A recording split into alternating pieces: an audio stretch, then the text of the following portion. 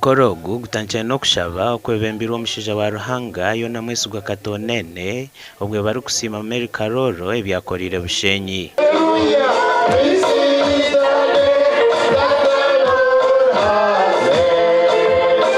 Yona katonene hamwe n'abanyabushenyi basimire Karooro ahabwa fakitore eri kuza kuyamba abantu ba Bushenyi kandi kahisa na Ruhanga ekitinisa. Kugira ngo this construction is also a sign of trust. It's a symbolic. This is symbolic. It's a sign. Kugira ngo ndiyo ni Okwombeka nimanye ibikuza kombekesa nibizakorwa hari wa Ruhanga tukashabire mu district leadership muhandikira government ntabwo atari na honorable Mary kugira ngo government, because I think it will be project first of its kind yo kushoza sanitary pads in the whole of Uganda. Government funding gikoreho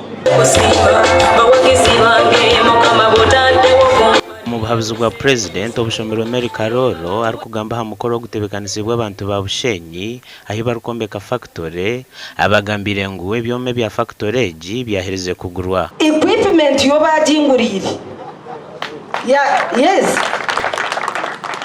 2.1 billion eje yo bajiguzire ponga bakagera ngo ni ndekwa Okwombeka so etegereze ngo ekizimbe cyo nakitahiguru kandi nacyo kine yo rugenda bako bere sente nyingi.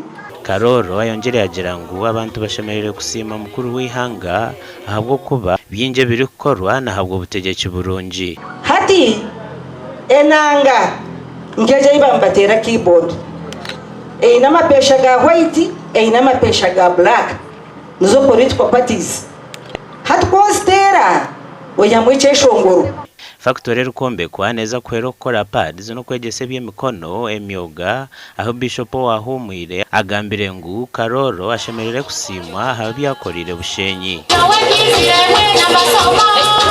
turungi abari kwijabanywa bakagera ngo abayo baruti benshi bagisereki ikibakoze no yatatitwe niri umwana niri moya rukwera amina.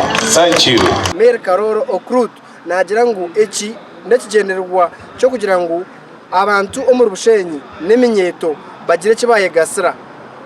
Abwa TV West Sheikh Abduratifu omuri Bushenyi.